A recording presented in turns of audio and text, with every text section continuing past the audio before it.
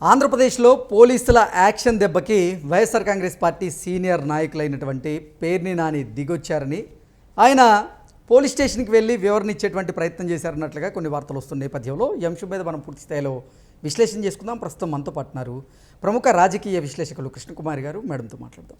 Madam నమస్తే. Madam నమస్తే. ఆంధ్రప్రదేశ్లో కొంతమంది పోలీసుల యాక్షన్ దెబ్బకి వైకాపా సీనియర్ నాయకులైనటువంటి పేర్ని నాని గారు దిగొచ్చారని పోలీస్ స్టేషన్కి ఆయనతో పాటుగా కొంతమంది వైకాపా నేతలు కూడా ఇప్పుడు వెళ్ళి వివరణ ఇచ్చేటువంటి ప్రయత్నం చేశారనేటువంటి వార్తలు వస్తున్నాయి. దీని మీద మీ విశ్లేషణ ఏంటి? దీని నేపథ్యంలోకి వెళ్తే నేను మొదలెట్టిన మెడికల్ కాలేజీల నిర్మాణం ఎక్కడ వేసిన గొంగళి అక్కడే ఉంది. అసలు ఈ ప్రభుత్వానికి, ఈ కూటమి ప్రభుత్వానికి మెడికల్ కాలేజీలు పూర్తి చేసే ఉద్దేశం లేదు. నా పరిపాలనలో మెడికల్ కాలేజీల వ్యవహారం స్వర్ణయుగంలో నడిచింది అని చెప్పి జగన్మోహన్ రెడ్డి తన మంది మార్బలంతో నర్సీపట్నం మెడికల్ కాలేజీల దగ్గర నేను ఏదో అధికారులు ఆకస్మిక తనిఖీకి వెళ్ళినట్టు ఈయన కూడా తనిఖీకి వెళ్ళారు. వెళ్ళి అక్కడ కాస్త హల్చల్ చేశారు. హల్చల్ చేసి ఏం చేశారు అంటే, ఏమీ చేయట్లేదు వీళ్ళు, అసలు ప్రతి జిల్లాకి ఒక మెడికల్ కాలేజీ నేను కట్టించాను కదా, దాని పరిస్థితి ఏంటి, ప్రతి జిల్లాలోనూ మీరు మెడికల్ కాలేజీ తనిఖీలు చేసి కలెక్టర్కి మెమోరాండం ఇవ్వండి అని చెప్పి పిలిపించాడు ఆయన. పిలిపిస్తే దానిలో భాగంగా మచిలీపట్నం మెడికల్ కాలేజీ దగ్గర పేర్ని నాని తన మంది మార్బలంతో వెళ్ళాడు. వెళ్తే మామూలుగా అందరిలోనూ ఎవరయ్యా అంటే కొంచెం ఎక్కువ సున్నం పూసుకునేది పేర్ని నాని అన్నట్లుగా, అదే దాన్ని పోయేది ఎవడు అంటే తను తినేది నేనే అన్నట్టుంటారు పేర్ని నానిది. అరే కొంచెం పూసుకోవాలంటే ఇంకొంచెం ఎక్కువ పూసుకునే రకం అనమాట.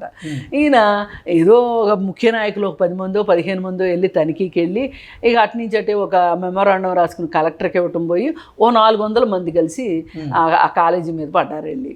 మరి 400 మంది ఒకేసారి కాలేజీ దగ్గరికి వచ్చారు అనేసరికి పోలీసులకి ఏమనిపిస్తుంది, శాంతి భద్రతల సమస్య, పైగా వీళ్ళు అనుమతి తీసుకోలేదు. అనుమతి తీసుకోకుండా 400 మంది ఒక గుంపుగా వెళ్ళి ఒక దొమ్మికి వెళ్ళినట్లుగా, ఓ దోపిడీకి వెళ్ళినట్లుగా, దోపిడీ దొంగల మాదిరి వెళ్తే వాళ్ళు చూస్తూ ఊరుకుంటారా? అందుకని చెప్పి వాళ్ళల్లో ముఖ్యమైన వాళ్ళు ఎవరు అని చెప్పి చూసి ఒక 100 మందికి TRPC నోటీసులు ఇచ్చారు. రండి బాబు రండి, పోలీస్ స్టేషన్కి వచ్చి మా అతిథి మర్యాదలు స్వీకరించి మాకు వివరణ ఇచ్చేయాలండి అని చెప్పి పిలిచారు. పిలిస్తే అసలు చీమ కుట్టినట్టు కూడా లేకోకుండా ఎవడు గప్చిప్ సాంబార్ బుడ్లాగా ఎవడింట్లో ఆవిడ కూర్చున్నాడు. కూర్చునేసరికి ఇక వాళ్ళకి పోలీసులు వీళ్ళు ఇట్లా వచ్చేటట్టు లేరు, మరి నోటీసు 41 CRPC నోటీస్ ఇచ్చారు అంటే మరి ఆన్సర్ చెప్పాలి, వచ్చి చెప్పకపోతే ఎట్ట కుదురుద్ది? మరి ఇంత నిర్లక్ష్యమా, వీళ్ళకి ఇంత పొగరా? పోలీసులు ఏం చేశారంటే అబ్బాయో సుబ్బయ్యో ఉంటే ఆయన అరెస్ట్ చేసి తీసుకొచ్చారు. తీసుకొచ్చేసరికి అప్పుడు వీళ్ళకి చలి వచ్చింది. మళ్ళీ ప్రతి ఇంటికి వచ్చి, అంటే ఇప్పుడు 41 CRPC నోటీస్ ఇచ్చారు, దానికి స్పందించలేదు అంటే అరెస్ట్ చేసే రైట్ ఉంటుంది పోలీసులకి. ఎక్కడ అరెస్ట్ చేసి లోపలేస్తారు, మళ్ళీ లోపలేసాక 14 రోజులు రిమాండ్ అంటే కష్టమైపోద్ది. అసలు 14 రోజులు మనం ఊర్లో లేకపోతే మన ఊరు ఎవరు ఎత్తుపోతారో అని భయం కదా వీళ్ళకి. అందుకని చెప్పి వీళ్ళు క్యూ కట్టారు పోలీస్ స్టేషన్కి. వెళ్ళి పోలీస్ స్టేషన్లో వివరణ ఇచ్చుకున్నారు. ఏమి ఇచ్చుకుంటారు, మా సార్ చెప్పారు అన్ని మెడికల్ కాలేజీలకి వెళ్ళి చూడమని, చూసి తనిఖీలు చేసి కలెక్టర్కి మెమోరాండం ఇద్దామని అనుకున్నాము, ఈ లోపు మీరు అసలు మమ్మల్ని మా పని చేసుకొని ఇవ్వకోకుండా మమ్మల్ని చెదరగొట్టారు, బెదరగొట్టారు అని చెప్పుకుంటారు వీళ్ళు అని. ఆఖరికి పేర్ని నాని కూడా ఎందుకు వచ్చిన గొడవ అని చెప్పి, ఇప్పుడు బాస్ దృష్టిలో మంచిగా అనిపించుకోవాలని చెప్పి అందరూ 30 మంది 40 మంది వెళ్తే ఈ 400 మందిని వేసుకుని పోయాడు. ఎందుకంటే అందరి పార్టీ బాగా గట్టిగా ఉందనుకోవాలని చెప్పి అనుకున్నాడు. అది డామిట్ కథ అడ్డం తిరిగింది అన్నట్లు వెళ్ళి వివరణ ఇచ్చుకోవాల్సి వచ్చింది. ఇటు ప్రతి సందర్భంలోనూ వైఎస్ఆర్ పార్టీ ఓడిపోయిన దగ్గర నుంచి పేర్ని నాని 1 అడుగు ముందుకి 4 అడుగులు వెనక్కి, 4 అడుగులు ముందుకి 15 అడుగులు వెనక్కి నడుస్తూనే ఉన్నాడు. ప్రతిరోజు వార్తల్లో ఉన్నాడు. ఏ రోజైనా జగన్మోహన్ రెడ్డి అన్న వార్తల్లో లేడేమో కానీ పేర్ని నాని మటుకు వార్తల్లో ఉన్నాడు, మంచుకో చెడుకో. ఆ మధ్యకాలంలో బియ్యం విషయంలో, గోడౌన్ల విషయంలో వాళ్ళ ఆవిడ ఈయన ఇద్దరు అయితే వాళ్ళ ఆవిడని అరెస్ట్ చేయకపోతే, అరెస్ట్ చేయాల్సిన సందర్భం ఉంటే కూడా అరెస్ట్ చేయకపోతే బహిరంగంగానే ఈయన చంద్రబాబు నాయుడికి థ్యాంక్స్ చెప్పుకున్నాడు. ఆ తర్వాత ఆయన పేరేంటి, ప్యాలెస్లోకి ఏంటది తాడేపల్లి ప్యాలెస్లోకి పిలిచి బాగా పిడిగుద్దులు గుద్దినట్టున్నారు. అందుకని సైలెంట్ అయ్యాడు కొన్ని రోజులు. ఓకే. ఇంకా అట్లా ఏదేమైనా అలా ఆవిడని ఇళ్లలో ఆడవాళ్ళు జోలికి మట్టుకు వెళ్ళొద్దు అని చెప్పి చంద్రబాబు నాయుడు గారు అన్నారు. చాలా సంస్కారవంతంగా అన్నారు, అది ఇది అని చెప్పి అన్నాడు కదా. ఏదైనా పాపం సైలెంట్ అయ్యాడు కానీ ఏదైనా మటుకు తోకొక్కటే తక్కువ అన్నట్టు ఎగురుతూనే ఉంటాడు పేరుని అని. ఆ రోజు నుంచి ఈ రోజుకి వార్తల్లో ఉంటానే ఉన్నాడు, ఇప్పుడు కూడా వార్తల్లో ఉన్నాడు. సరే ఏది ఏమైనా మనం ఒక ధర్నా చేయాలనుకున్నా, ఒక రాస్తారోకో చేయాలనుకున్నా అది హక్కు, నిరసన.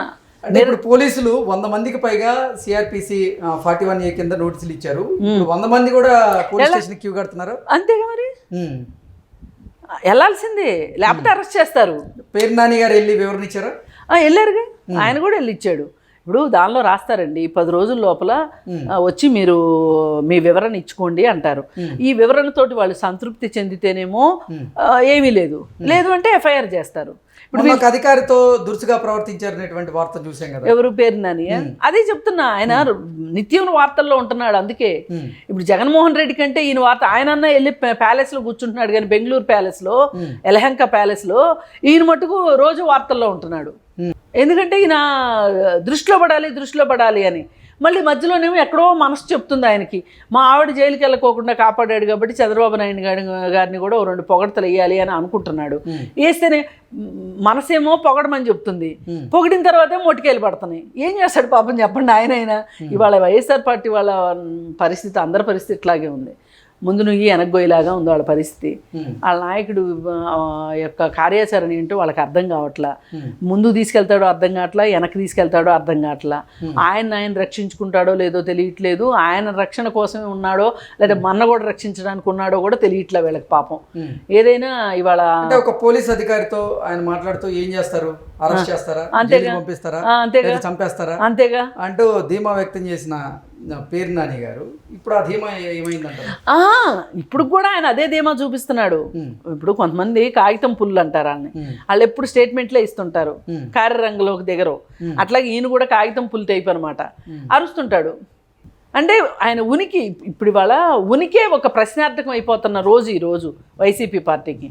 అలాంటప్పుడు ఆయన ఉనికిని ఆయన ప్రదర్శించుకుంటున్నాడు, ఆయన ఉనికిని చాటుకుంటున్నాడు. ఉనికిని చాటుకోవడంతో పాటు అధినాయకుడి దృష్టిలో పడాలని కూడా ఆయన తాపత్రయం చాలా ఎక్కువగా ఉంది. ఇది పరిస్థితి. అది కూడా కాకుండా ఏంటంటే ఎంత ఎక్కువ ప్రజల్లో ఉంటే ఉన్నట్టుగా చూపిస్తే, ఒకవేళ ఏదైనా గోడ మీద పిల్లిలాగా ఇంకో పార్టీలోకి దోకాలి అంటే గనక మనకు ఒక మంచి స్థానం దక్కుతుంది.